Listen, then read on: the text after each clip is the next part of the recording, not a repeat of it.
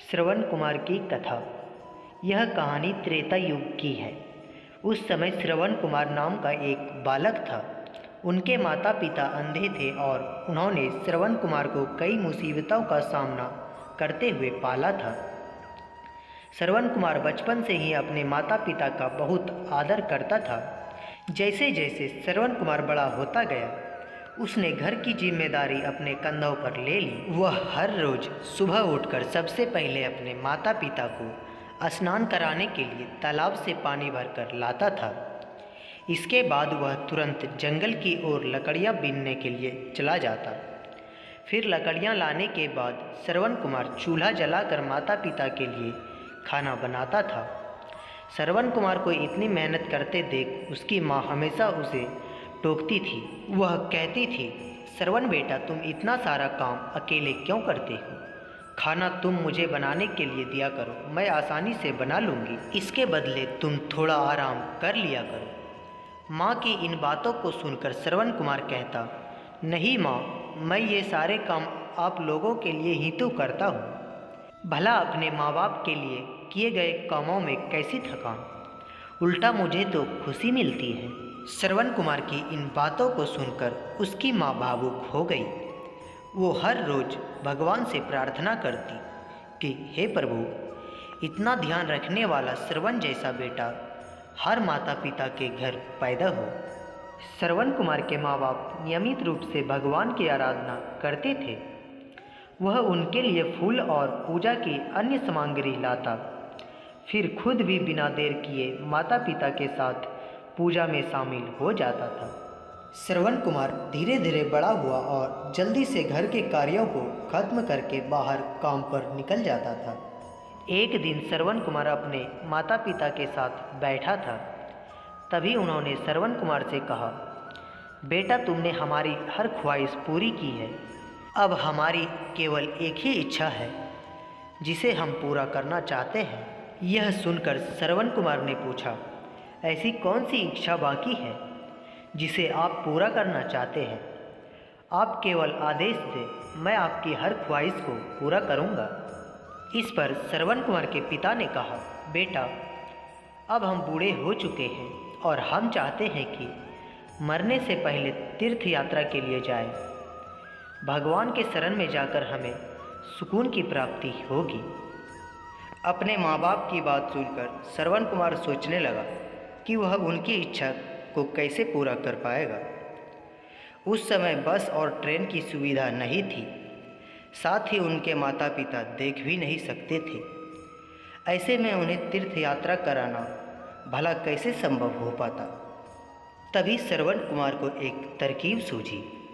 वह तुरंत बाहर गया और वहाँ से 2 बड़ी टोकरी लेकर आया। उसने उन दोनों टोकरियों को एक मजबूत डंडे में मोटी रस्सी के सहारे लटकाकर एक बड़ा सा तराजू बना लिया। फिर श्रवण कुमार ने उस तराजू में अपने माँ बाप को बारी बारी से गोद में उठाकर बैठा दिया।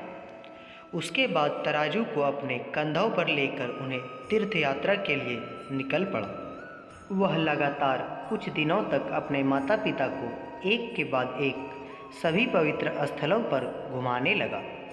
इस दौरान श्रवण कुमार ने अपने माता पिता को प्रयाग से लेकर काशी तक के दर्शन कराए। माता पिता को घुमाते समय श्रवण कुमार ने उन्हें उन जगहों के बारे में भी बताते चला था, क्योंकि वह आँखों से उस दृश्य को नहीं देख सकते थे। अपनी बेटे की मेहनत को देखकर उसके माता पिता बहुत खुश थे। उन्होंने एक दिन श्रवण कुमार से कहा, बेटा, हम देख नहीं सकते, लेकिन कभी भी हमें इस बात का दुख नहीं हुआ। तुम हमारे लिए हमारी आंखें हो। तुमने हमें जिस तरह सारे पवित्र स्थलों की कथा सुनाकर उनके दर्शन कराए हैं, ऐसा लगता है जैसे कि हमने सच में प्रभु के दर्शन अपनी आँखों से किया हो। अपनी माता पिता की बातें सुनकर श्रवण कुमार ने कहा, आप लोग ऐसी बातें ना करें। बच्चों के लिए माता पिता कभी बोझ नहीं होते, यह तो बच्चों का धर्म होता है। एक दिन श्रवण कुमार आराम करने के लिए अयोध्या के पास अपने माता पिता के साथ रुका। तभी उसकी माँ ने पानी पीने की इच्छा जताई। तभी श्रवण कुमार को पास में ही एक नदी दिखाई दी। उसने अपने माता पिता से कहा, आप दोनों यहाँ आराम करें, मैं आप लोगों के लिए अभी पानी लेकर आता हूँ। नदी के पास पहुंचकर श्रवण कुमार ने कमंडल में पानी भरने लगा। उसी जंगल में अयोध्या के राजा दशरथ भी शिकार के लिए पहुँचे थे। पानी में हलचल की आवाज़ सुनकर उन्हें लगा कि कोई जानवर पानी पीने आया है। उन्होंने बिना देखे केवल ध्वनि सुनकर ही अपना तीर चला दिया। दुर्भाग्यपूर्णवश वह तीर सीधे श्रवण कुमार को जाकर लग गया। तीर लगते ही वह चीख पड़ा। इसके बाद राजा दशरथ जब अपने शिकार को देखने पहुँचे तो वहाँ श्रवण कुमार था। वो तुरंत श्रवण कुमार के नज़दीक पहुँचे और कहा, मुझसे बहुत बड़ी भूल हो गई है, मुझे माफ़ कर दीजिए। मुझे बिल्कुल भी नहीं पता था कि यहाँ कोई मानव होगा। मैं इस गलती का पश्चाताप करने के लिए क्या करूँ कि तुम मुझे माफ़ कर दो।